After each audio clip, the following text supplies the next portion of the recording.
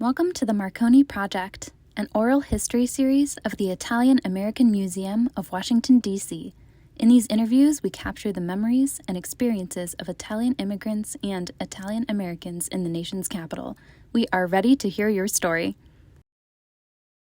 Welcome to the Marconi Project. We're here today with Ciro DeFalco, who's a noted economist, a government leader, Washington resident, as well as a good friend. And we're going to spend the next hour talking to Ciro about his experiences. I was very fortunate because I came to the United States at the beginning of the post-World War II boom in the economic situation of the country. I came in 1954, and there was a lot of progress. Growth was fast. People were coming from all over, and there were a lot of opportunities, both socially, economically, and more importantly for me was the availability of education in New York City. And so I had the fortune of being part of that group that came in the 50s, late 50s, mid 50s and 60s, which if they had they had the opportunities. They had, in New York City, you had free college education, very good college education. In fact, I went to the City College of New York, which cost me a few $100 a year just to pay books. In fact, I still have the books at home, some of the text, cost $1.25, $1.75. And after I went to City College, I went to the City University. I did postgraduate work at the City University. And I was writing my dissertation when I decided that I would move to Washington, because this was the post-JFK era, Lyndon Johnson, government could do good. So I joined the U.S. government in the mid-60s. I didn't go to the Peace Corps, but I did go to the international side of the U.S. Treasury. I just happened to lucked out in a meeting in New York of the Economic Association. They were interviewing people, and so they interviewed me and they offered me a job. And so I came to Washington in 1966 and joined the International Division of the U.S. Treasury. Now, the U.S. Treasury does a lot of international stuff. It's not just the IRS, but at that time we still had offices in Europe and South America. The offices in Europe were following what the U.S. did with the Marshall Plan. So we had Treasury people at embassies in Germany, in Italy, in France, in England. All of those offices were providing the financial expertise, financial support for the aid. Well, it started with aid with the Marshall Plan, but during the 60s and 70s, it had to do with the support to the international financial system. We had a gold standard, you remember. Until 1971, the U.S. had a fixed exchange rate vis-a-vis the gold. It was the gold standard. And so we were following very closely what was happening in Europe. Well, that system worked for a while, until 1971, when we had the crisis and Nixon decided to leave the gold standard. And so I had the opportunity to work after I joined the Treasury in 66, in 69, I was assigned to the embassy in Rome for 3 years, working on these issues, financial issues. Then I came back to the United States, and I was given a chance to go to Brazil. In Rome, I was just a member of the staff. When I went to Brazil, I was the representative there, and I spent 4 years in Brazil after spending 3 years in Rome. So 3 years in Rome, back to the U.S. In 73, I went to Brazil. I was in Brazil to 1977. And that was quite an experience, because I was there during the military dictatorship in Brazil. There was a lot of political uncertainty, and again, there I was focusing not so much on the politics, but on the finance, because we had a very large foreign aid program following the Alliance for Progress, if you remember. We had an Alliance for Progress under Kennedy and continued under Johnson. We were giving Brazil quite a bit of money, as well as the rest of the region.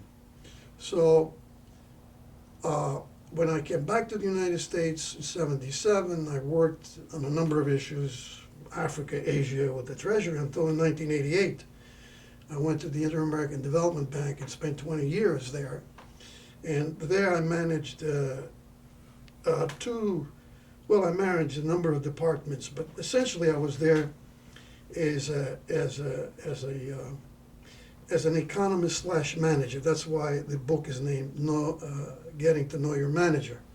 The manager means was really the head of a department. So I did that for about from '88 to 98, but to 2005 when I became the chief executive. Not it's the CEO, the executive vice president. In other words, it was the chief operating officer. I did that for 2 years before I retired. So here we are. How'd you get to the United States, and what happened when you got here? Oh, that's a very, very good question. What happened was we came to the United States sort of in tranches. First came one of my sisters. She married someone who was an immigrant who joined the Navy during the Second World War. He came to Italy on vacation one time. He met my sister. This was in the early 50s. They got married, so she came to the United States. After she came to the United States, well, my father came. She wanted to join the family, what is now known as chain migration derogatorily. It's really family reunion, right? Trump calls it chain migration, but it's really family reunion because his own wife just had his parents come to the United States, not the family reunion or, quote, chain migration. So we came, so we weren't sure whether my father all wanted to, take the whole family here, see what it was like. So he came, my sister came, then he came. And then he called me and my sister because we were getting to the point where, if you're going to migrate, you want to do it when you're still fairly young. You're going to do it or you're not going to do it. So I was lucky to have come to the United States at the age of 12, which is a good time to come and learn the language and integrate. So I came in 1954 with my sister, my second oldest sister. And so when we came, then my father decided, okay, we'll call the rest of the family. So my mother came a year after with my two other siblings. And that's how we got here. So you've been here since 12 years old? I've been here since 12 years old. And you originally in New York? I was originally in New York. And New York, as you mentioned, in the 50s was one of the greatest places in the world to live. Exactly. In terms of optimism and opportunity and cost of living. Or Exactly. Cost of education. Let me tell you, I was really lucky from that standpoint because this wave of immigration at the end of the Second World War really directed itself towards the large cities, New York City, Chicago, and other large centers, as opposed to the wave that came before the war. Before the war, a lot of the immigrants were going towards places like West Virginia, Pennsylvania, because they were focusing more on working on laying the railroad tracks, working in mines. And it was only after the war that a lot of opportunities arose in the sort of the major cities. And also because the word got around that working in mines and working on railroad was not a pleasant task, so people began to shift towards the large cities. Also, there were too many people to go and lay tracks. You can only use so many. And this was a very large wave of immigrants. The immigration system was open. You know, they had a quota system. You know, you had to wait in line.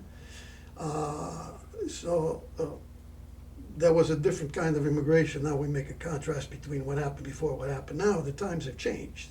Okay. So, so I was lucky from the standpoint that I was given I came at a time when there was this opportunity in these large cities.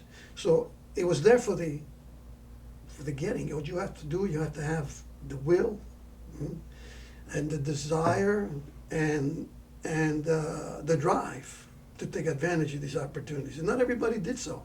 A lot of the people I knew decided they want to take the easy way out. They want to make money right away. But I always said to myself, well, you know, I can open a restaurant, go make money right away. I decided that perhaps I should try not to get rich, open a restaurant, but just try to get an education and try to do something else. And so you, on the one hand, I had this drive and I had the opportunities. So when the two converged, I was lucky enough to do that. So when did your parents come? Did they come at the same time as you? No, my father came after my sister came first, then my father. Okay. Then I came with one of my sisters, then my mother came with the other two. So within the span of 3 years, we all moved over. And what did your father do, and how was the transition for him? Well, and your mom? That's a very good question, because what happened when you look at these wave of immigration, they tended to move in groups. So if you go to New York, you would find certain areas of the Bronx, people came from the same part of Italy, because it was a support system, right? So you go to a part of the Bronx that you find a place called Morris Avenue. There were all the people who came from that island, Ponza, Ponza, which is a small island right off the Anzio coast. I don't know, an island that had 7,000 people, about 3,000 migrated to U.S., Argentina, and they all moved in cluster because it was a support system. So when I came to the United States, I came to this little cluster of what they would call paesani. You know, they're all the same, from the same area, which was both positive in the sense there was a support system, but also was negative, because you did not get sort of an introduction right into the U.S. These people try to protect, you know, sort of the culture, the feasts. You know, you go to New York and you go to St. Anthony down Mulberry Street, you go to the Bronx, you have San Silverio, you go to someplace else, you have San Gennaro. You know, they're trying to reproduce all these little clusters. In fact, when people ask me, well, how did you adjust to America? And my answer has always been that I really, in my early years, in my formative years, I really lived in two countries. In the morning, I used to go to the United States, and in the evening, I used to go back to Italy. Because in my house, everybody spoke Italian, and the culture, the food. And in the morning, I had to go back to the United States, which was not, in some way it facilitated the integration, in some ways it didn't. Because on one hand you want to move forward, and on the other hand you want to go back. So you had this pull, you know, one way and the other way. You go, do U.S., Italy, U.S., Italy. Where do you want to be? Well, of course I wanted to be in the U.S. And by the way, I always argue with my siblings and the people I know, how difficult is it to be an immigrant? I've just explained to you one challenge. There is another challenge.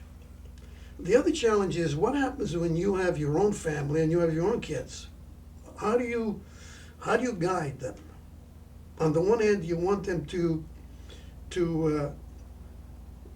keep the traditions of your family or where you come from.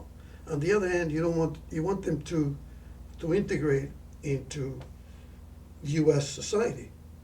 And this is a a very difficult, sometimes can be very difficult. Because I have known people who have tried to keep their children with the old traditions, which is very good. But the old tradition that they taught their kids was really not modern Italian traditions. These were local traditions. So, for example, you got people who go to Italy and says, "Oh, I speak Italian." Then when they speak Italian, people say, "Where are you from? That's Italian?" You know, they speak the dialect of 100 years ago. So that is, so, but you want to do that, but you want to do it in a way that, you know, sort of is representative of what is the Italian culture. I'm not against that, but I think that you have to be conscious that you can't put these people in a position where they look like fools when they go they go to Italy or they try to represent the Italian culture. And the other, you don't want to reject everything. So everything it's from your ancestors, where you're from, but you want them to integrate into the U.S. society. So you don't want, at the same time, you got to have this, you know, you integrate, but you don't reject. So that's a difficult act. For me, it was somewhat easier because I moved away from these clusters in New York.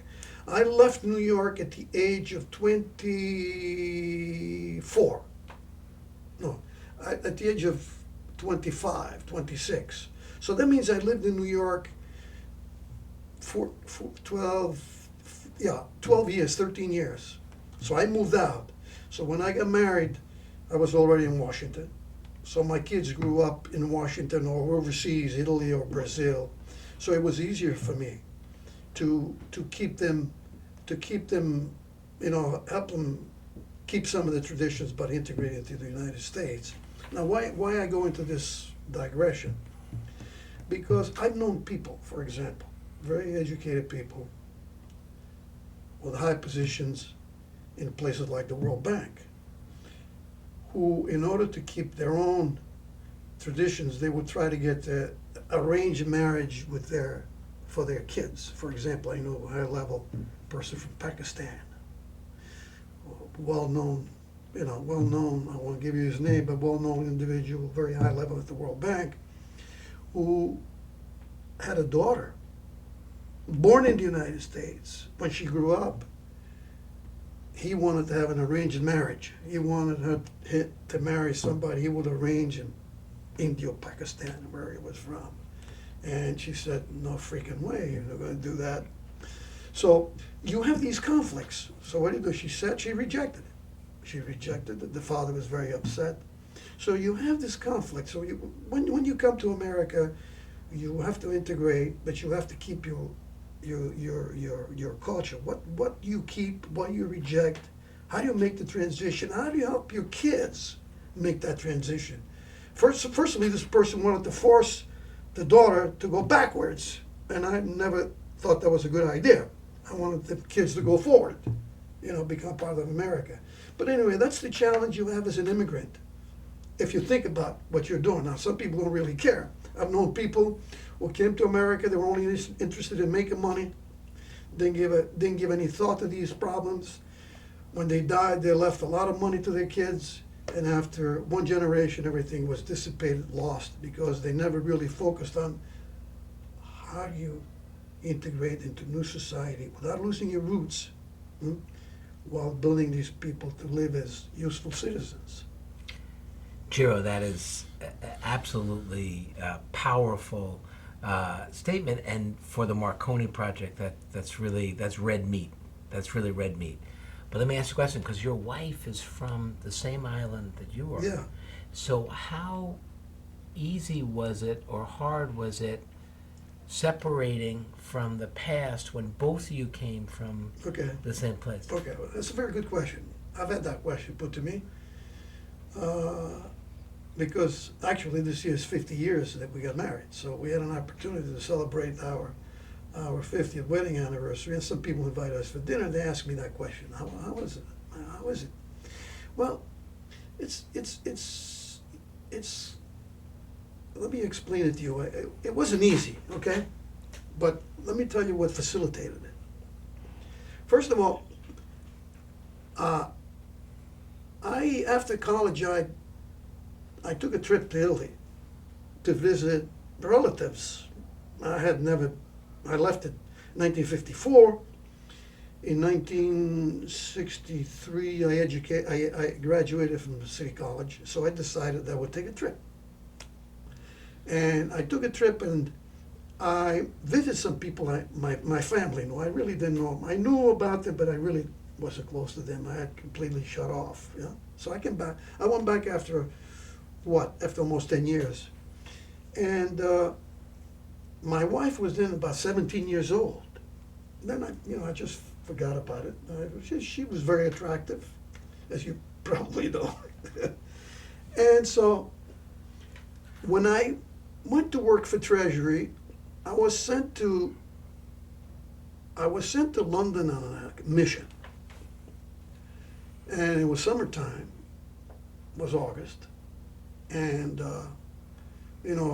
financial crisis in those days happened in summertime for some reason. Even the 2008 crisis was in August.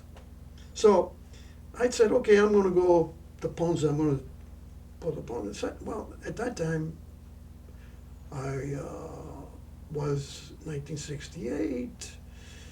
She was, I don't know, she was 20 years old. She was still there because she would go there in August. That's how we met, because I went there in August the first time, I went there in August the second time, and she was there. So I said, oh man, she's still here, okay?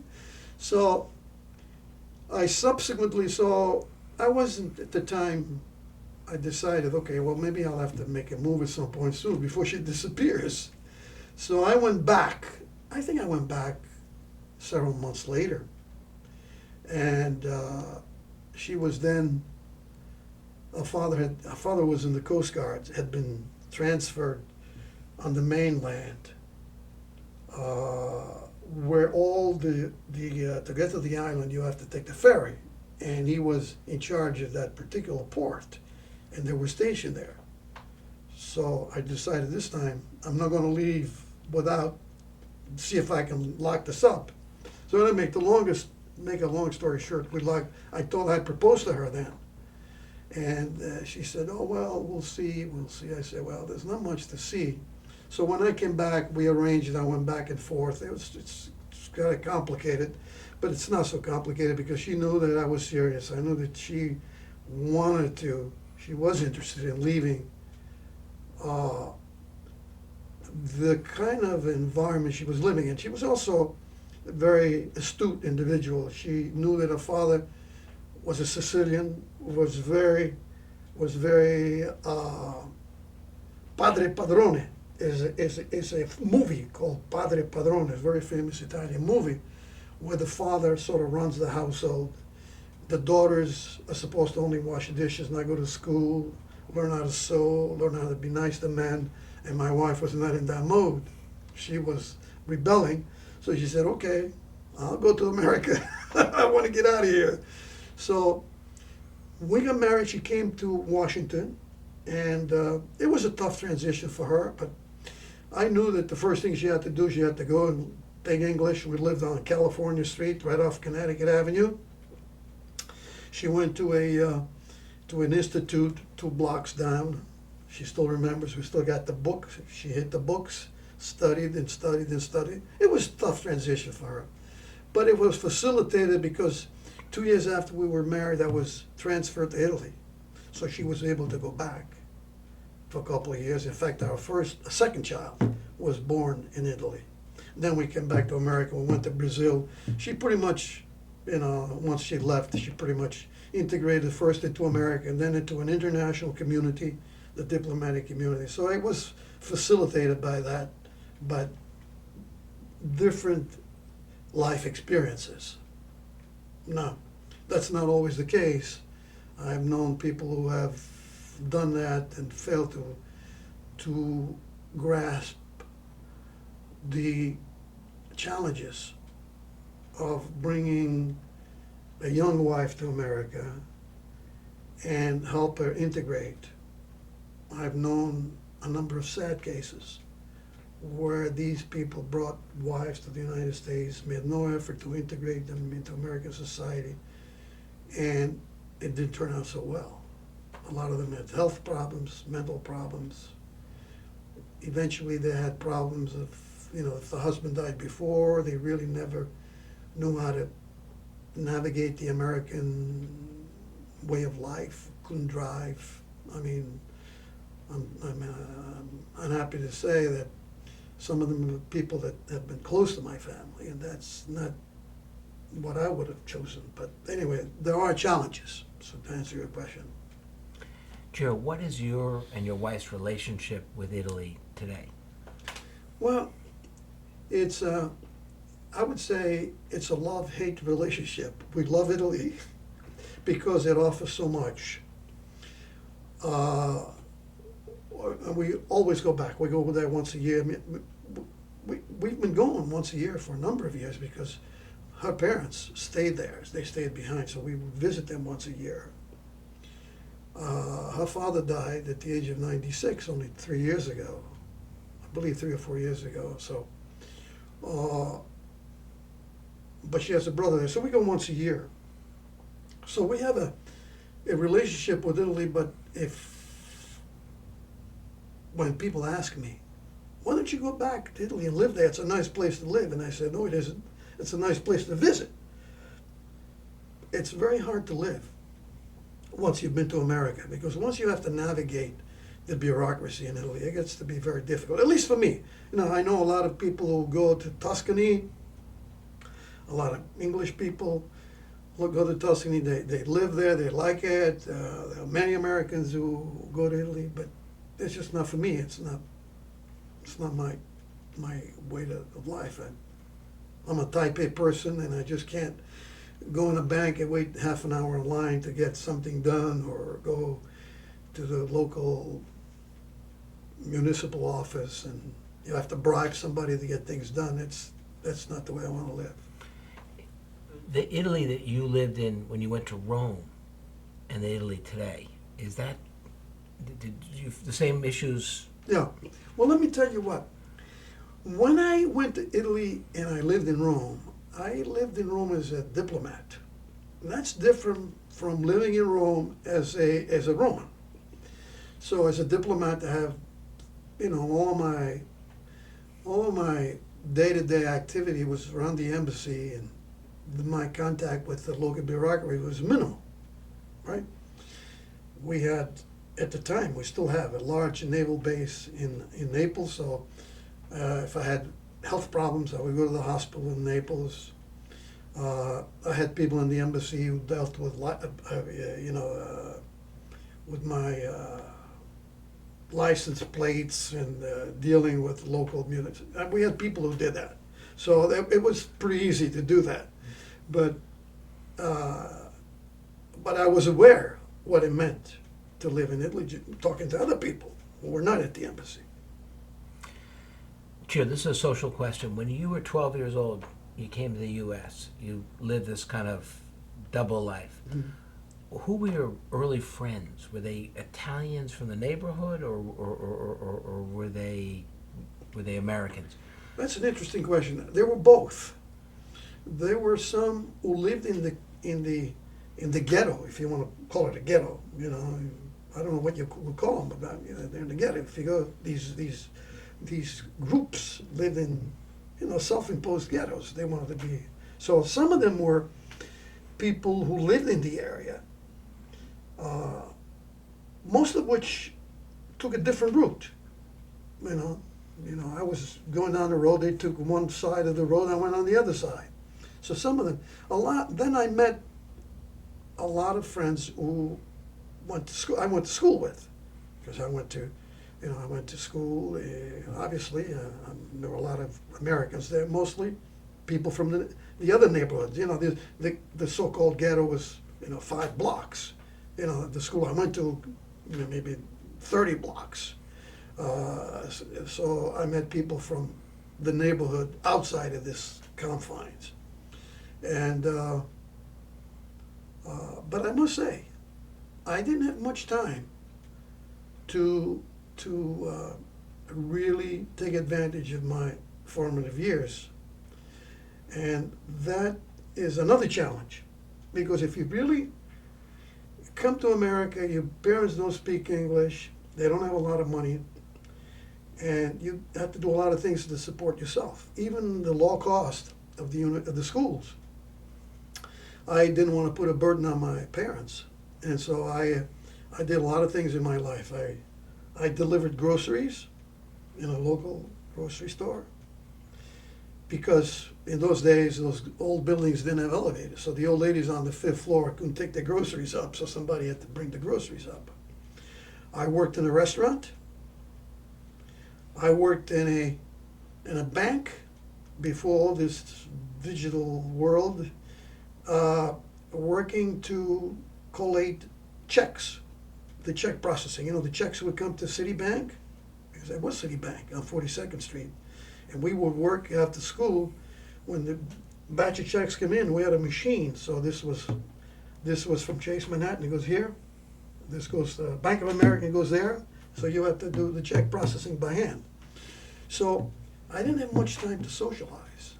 I had friends, but didn't have much time to socialize.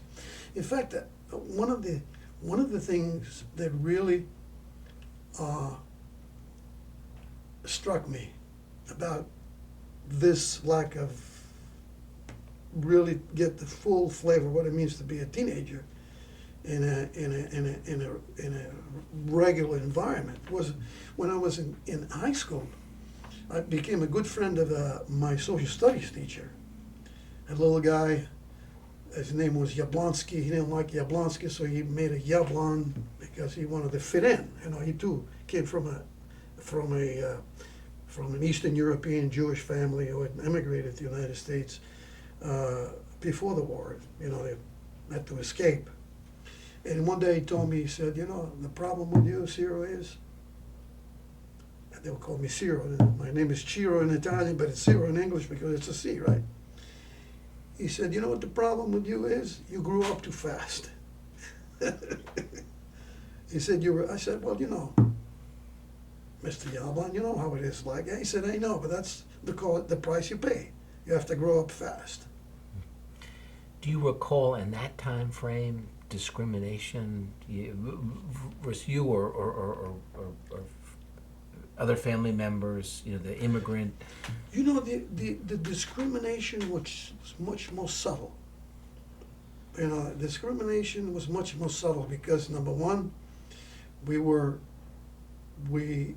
had the same skin color. There was discrimination, but it was a different kind of discrimination. It was discrimination against,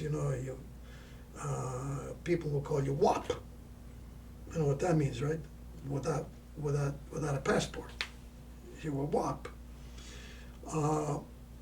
But it was not visible. We were never denied entry to a restaurant or to rent an apartment. It was more social discrimination rather than economic, if you know what I mean. It was not economic discrimination. I guess eventually it was also economic, but I didn't experience that. So if you had come out of law school in that time and you want to work on Wall Street, well, you probably read stories about women discrimination, discrimination against Jews, against Italian. It was a different kind of discrimination, but I personally did not feel that discrimination. How about entering the U.S. government? Was because you were an immigrant, was there any additional? No. That, the government at that time was very open. They were looking for bright young people who had desire to serve. No, I never felt that kind of discrimination. On the contrary, they welcomed people like me who had language skills, could speak another language, and fit into the work that they were doing. Now, maybe I was lucky because I went in that particular part of the Treasury, which had an international outlook. So there were other people who also had similar backgrounds. So that perhaps facilitated the integration. But I never, it's an interesting question. I never, all the time I worked in the government, I never found, whether Republican or Democrats, that they would come in and discriminate based on political affiliation, socioeconomic background.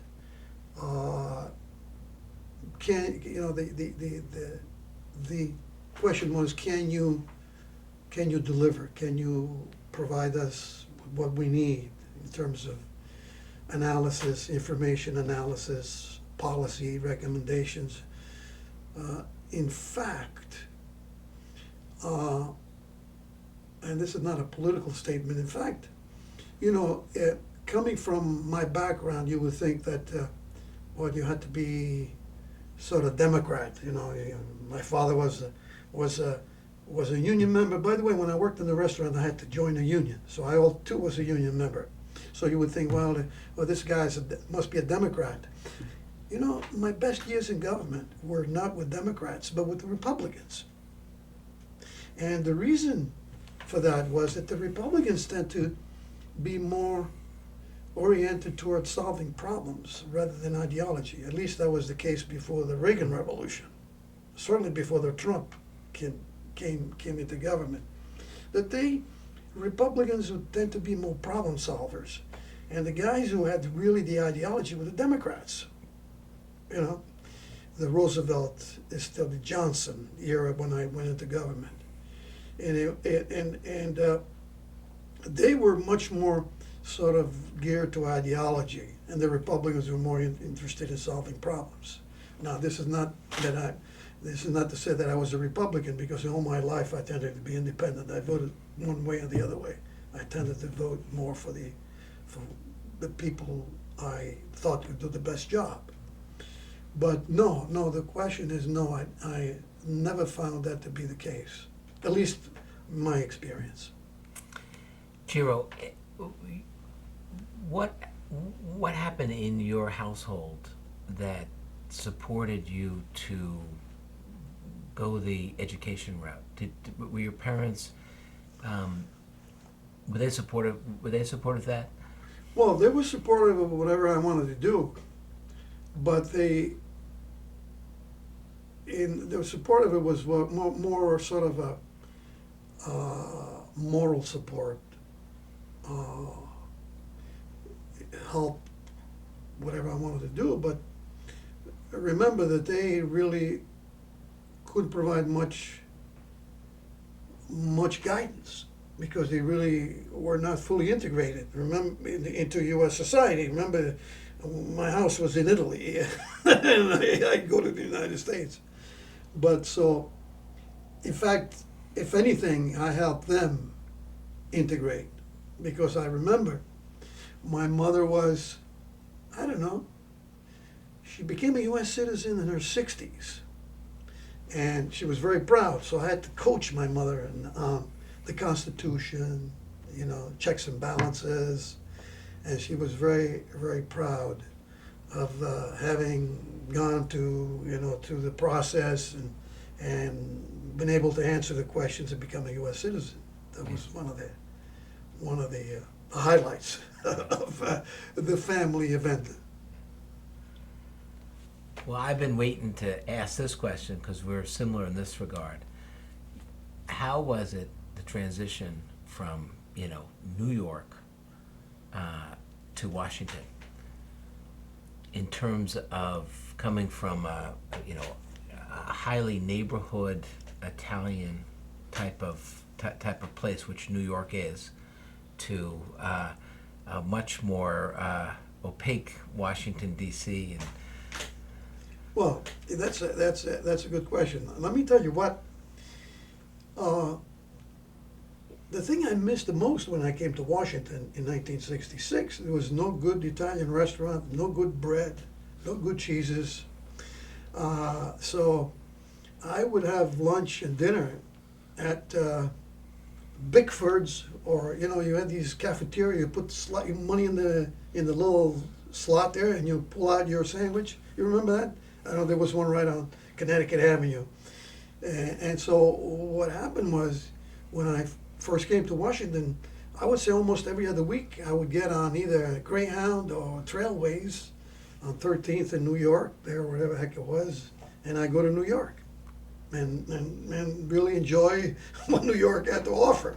And I did that for I would say, I came in '66, I got married in '68, and for the first two and a half years, I would go to New York every other weekend. So, also I had a girlfriend in New York that I left behind, and I'm glad I left behind, because it wasn't, from my perspective, it was not a long-term thing. But I would go to New York not to see her, more to get my take of good food and bring back some good things. Yes, yes. How long have you been involved with the Holy Rosary Church? I've been involved on a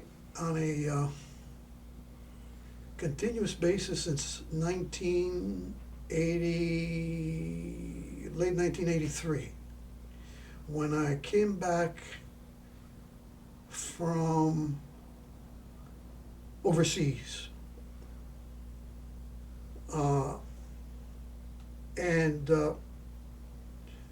And I've been, and as I told you, I served in Italy, I served in Brazil, came back in '83, and I have been in DC since then. And we started coming to Holy Rosary early 1984 on a continuous basis. I had been introduced to Holy Rosary when I came to Washington in 1966. But being young, running to New York every weekend, I wasn't really into going to church every Sunday. I was on Trailways or Greyhound. But it was really I've been involved since 1984. And has that helped you achieve what you talked about earlier of maintaining certain aspects of the Italian culture, and yet also moving forward? Absolutely. Absolutely. Very much so, because there are certain things that you don't want to let go. And don't forget, I spent 12 years in Italy, and all of these ceremonies that we now do at the Italian church, I remember those when I was a kid. St. Anthony, the St. Blaise, you do the candles. All those things I remember. And I tried to keep those traditions. But I must tell you, like most other first-generation immigrants, I was not able to pass all of that on to my kids, because my kids have gone their own way. They got married, they went here, they went there. And even though we introduce them to all these traditions, I guess maybe they'll eventually go back. But I have not been able to pass that on. So maybe by them seeing me go to church every Sunday, maybe eventually they figure out that we're back to their roots. Yes, yes. That's what's happening, by the way. The first generation Italians try to move away from their roots. They didn't want to be associated with the WAP group. They wanted to be Americans. It was the second generation that's rediscovering their roots. It's interesting, but that you got now. It's not the first generation; it's the second generation that wants to go back to discovering their roots, and that's what you're finding. Sure. More and more, they're interested in learning Italian. So I'm hoping that will work in my case as well. Sure. Okay. Ciro, I think I'm going to ask if there's anything else you want to say about anything else you want to tell us about the Italian American experience, immigration, and in Washington, in Washington D.C. Is there anything you left out that you? Not, the thing that I find I don't know whether this is, and it's not my experience as such. What I find is that the discussion about immigration these days is really taking a turn all about illegal immigration. You know, we don't talk about the immigrant experience, how the immigrants have enriched the culture, what are the contributions of the immigrants to America. All we're talking about is illegal immigration. Well, let me tell you, illegal immigration has existed before. I've known people who came to the United States illegally, beginning in the late 19th century. My wife had a great uncle who came here illegally, went to, I don't know, West Virginia, worked on the railroad tracks, and then came back because he didn't like that, and sort of integrated into American society. This, you know, he had a family. Now it's a third generation because he came here in 1890 illegally. So the problem now is that this illegal immigration is taking place in an environment that's not conducive to absorbing immigrants, because what's happening is the economic pie is not growing as much as it did in early 20th century, in the 50s, the 60s, the 70s. So immigration was not a problem as such because there was enough for everybody. The problem now is that the pie is not growing. And whatever that pie, the size of that pie is, a greater and greater portion of that pie is going to a smaller and smaller group of the population. So the rest of the people, the middle class in particular, is seeing its share of the pie shrinking. And they're not looking at the real problem, which is the distribution of income going more and more to the higher portion of the population. That they seeing the real problem is the immigrants coming in, taking over these jobs, which these people didn't want to take anyway, because these people, you know, do the beds in the hotels and wash dishes, and that the middle class doesn't want to do. The middle class is losing out. They're not losing out necessarily to these immigrants. They're losing out because the distribution income is skewed, and there's not enough investments. And therefore the middle class is shrinking, and they have to blame somebody, and so with the help of Trump, they're blaming all these illegal immigrants. Right. The problem is not that. Right. The problem is that the economy is not growing, and whatever it's growing, it's going in the hands of fewer and fewer people. That's the real problem with immigration today. If we tomorrow deported all 11 million to 10 million illegal immigrants, the economy will collapse. The proof of that is when Georgia, 5 or 6 years ago, said, you know, we're going to self-deport. We're going to make it difficult for people to work. What happened? Illegal immigrants moved out of Georgia, went into other states. What happened? The agricultural sector of the economy of Georgia collapsed. They lost, I don't know, $50, $60 million because nobody wanted to pick the peaches, nobody picked the cabbage. The produce were just rotting in the fields. So, look, I'm not saying we should, as an immigrant association, you know, we should welcome all illegal immigrants coming in. What I'm saying is there is a problem. We have to fix it, but the way to fix it is to have an immigration reform that goes back to the old system of, you know, you wait your turn, okay, and you come here legally. Now you say, well, but that's fine. Everybody's talking about that, but nobody seems to come around to doing something about this. And so what happens? You don't fix the problem. There is a demand for these people. These people keep coming in because there's demand for them. If there was no demand for them, They go back. In fact, now that the Mexican economy is improving, Mexicans are not coming to America. They're going back to Mexico. The people who are coming here is from Honduras, Guatemala. They're escaping. They're escaping really dangerous social environments. You know, what can we do? Look, something needs to be done. But the problem with the illegal immigrants is taken away from a discussion of how immigrants really helped make America. Because America is a nation of immigrants. And now we're tainting all immigrants, as bad. And that's really unfortunate. Yeah. Do you feel lucky that you represented America at a time in the 60s and the 70s and stuff where we had a different reputation? Oh, listen, it was a real joy. I've met people in other countries who, really, really loved America. I think there are still many of those people who have been to America where we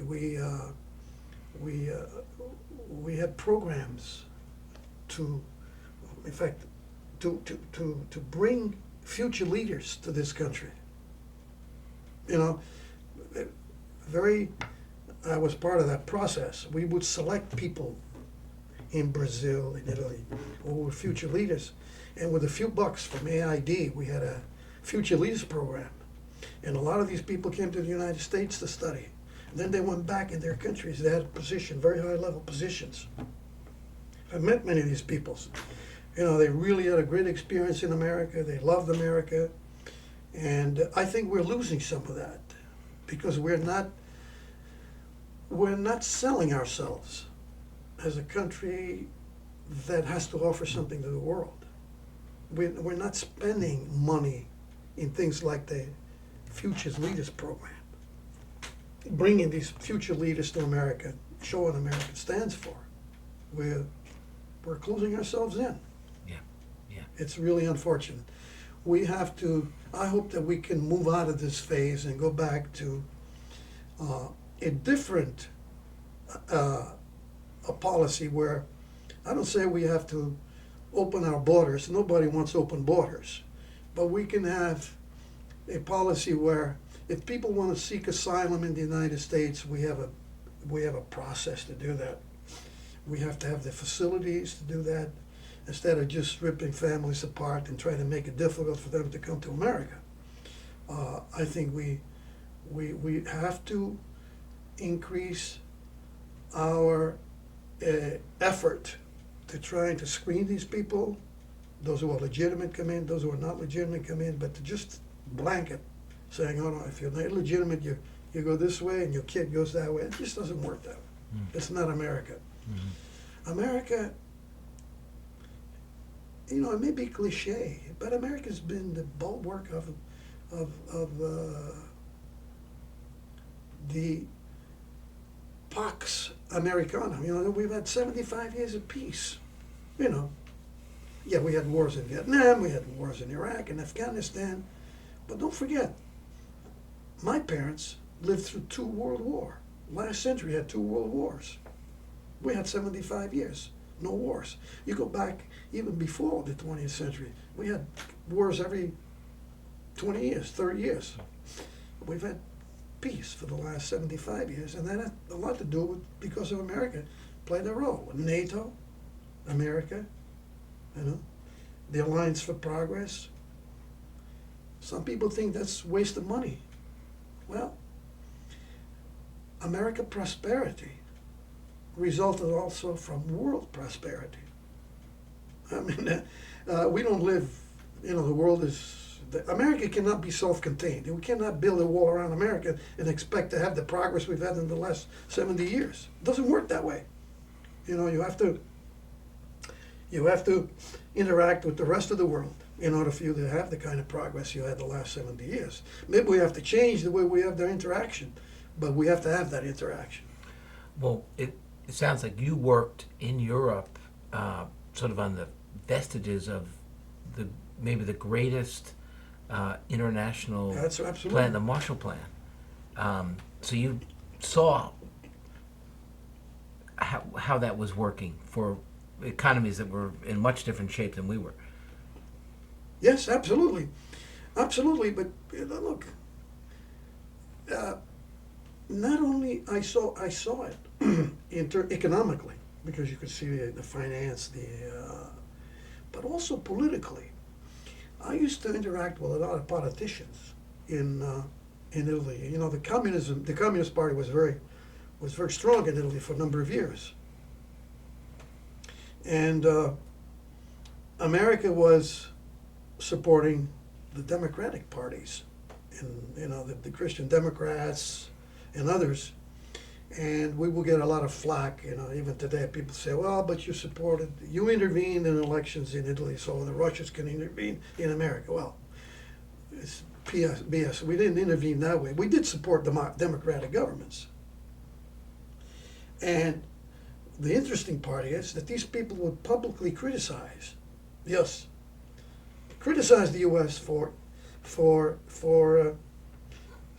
sort of intervening their affairs. Publicly we criticized, but privately they said, well, we have to do this because we have to, say that we support our flag, we want our independence. But they said, we really want you to help us out. Thanks. So you have to play that role sometime. Is there any Marshall Plan in the future is there a way that the U.S. can, in your view, can interact with the world? But you know what? I don't think the world really needs a Marshall Plan. I think what the world needs is a better understanding of what are the problems facing democracies in the 21st century. We don't need the Marshall Plan. Look, Europe is okay. Even South America is doing fine. The only continent that really needs help is Africa. Look, Asia is doing fine. Even India, Pakistan, they're doing okay. India is, growing very fast. So what we really need is new ideas on how democratic societies can survive within a capitalist system which seems to favor the few and screw the many. And that's true in America, it's true in Europe, it's true all over the world. That's the real challenge. Our challenges in the future is not material, it's ideas. We need new ideas. How to keep our democratic systems alive when we have all these problems, because populism is rising. And you know what happens with populism? Look at Argentina, look at Venezuela, and look at these other countries that have tried populism. It leads to collapse of the economic system, of the capitalist system. So that's the real challenge we have. And I'm sorry to say that is not what, at least this country, which is supposed to be the leader, is not talking about these issues. And when you were in government, these issues were much smaller, right? These particular issues were much smaller. There were other issues. What were the other issues? Well, the other issues when I started my business was it was the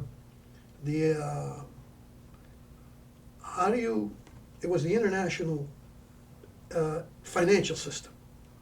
Don't forget, the IMF and the World Bank were all put in place after the Second World War. And so the challenge during the 50s and 60s was that how to keep the dollar as the kingpin of our international financial system. With the Nixon administration, we moved away from that. So we had problems. We had flexible exchange rate. They get into the weeds, but it had to do more with the international financial system. How do countries relate to each other? Well, we moved from there to free trade agreements, WTO. We opened up the economies.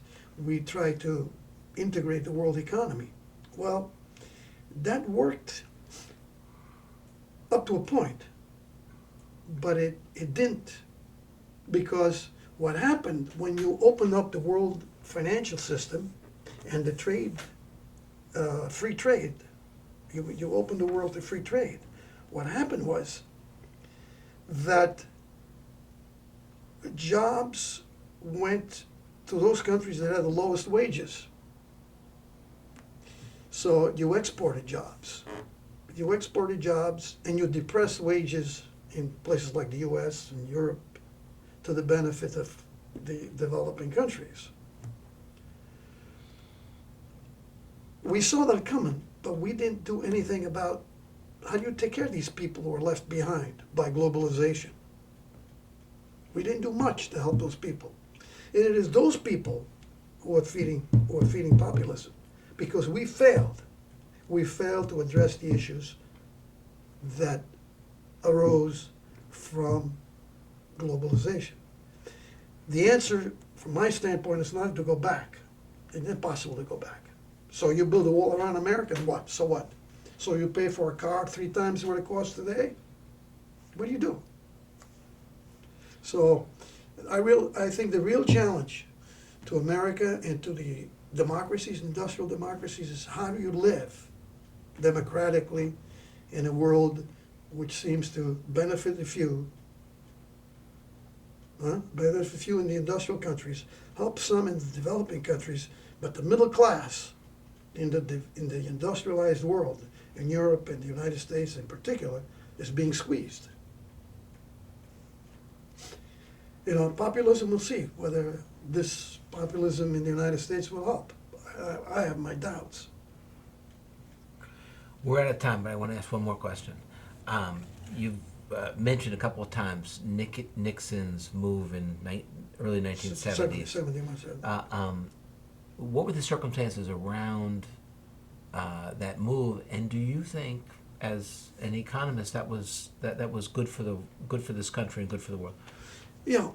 I think that what happened was it's a technical issue. The dollar was tied to gold, right? And if Europe was accumulating dollars, one day Europe could have said to America, "Here's all your dollars. I want all the gold." We'll just run out of gold. There'd be a collapse in the world economy. So we cut the link with gold, and that was a crisis because they thought that we had broke a pledge. But in fact, that pledge was not sustainable. There was not enough gold to exchange for all the dollars that the world accumulated. The world accumulated dollars because we imported more than exported. So they had, dollars. The dollar was the kingpin. People held their reserves in U.S. currency and dollars and gold, dollars and gold. But anyway, I guess it would be very technical. So Nixon cut the link, and that led to a crisis which, together with the oil crisis of the late 60s, and late 70s, early 70s, early 70s, mid 70s, we had the oil crisis. So it was a combination of factors that caused the breakdown of the system that had in place since the 44 agreement, the Bretton Woods agreement, if you remember, that broke down in the early 1970s. It wasn't just a change. Did it help? Well, certainly what we had was not sustainable. It helped for a while until we came into this problem that we are in now with globalization, where somehow the benefits are not going to the masses, they're going to the few, and particularly in the industrialized world, but also in the developing countries. The sweatshops go from one country to another country. Ciro, I have with me a book that was written by Vladimir Radovich, yes, and its name is "Getting to Know the Manager: Episodes Recorded in Migration Notebooks." Can you tell us a little bit how you became one of the subjects of the book, and what he says about your experience? Okay, well, the book is a project that Vladimir Radovich is doing. He chose 5 individuals that he met in his life who were immigrants to the United States. And he wanted to write about these people. These are people who've in various ways made some contribution to this society. And so he chose me because he thought that I had the qualities that makes for a good leader. In this case, was a manager, but it's a misnomer, really. I led several departments in the Inter-American Development Bank, including when I left, I was the chief operating officer, CEO. I had an organization of 2,500 people. So he saw in me certain characteristics of what makes a good manager. And so the purpose of this book is to go into what makes a good manager. And that's what he says, get to know your manager, and what are the characteristics. And he thinks that one reason I was a good manager is I was able to bring in the characteristics of an immigrant who had certain backgrounds, understood other cultures, and who operated so effectively in an international environment, like first in the Treasury, working on the international side, and then at the Inter-American Development Bank, working with the Latin American countries. He said that the fact that I was an immigrant, I had certain characteristics that allowed me to be a good manager because I could read people, I understand the culture, I understood people, and that's what made for a good manager. Thank you.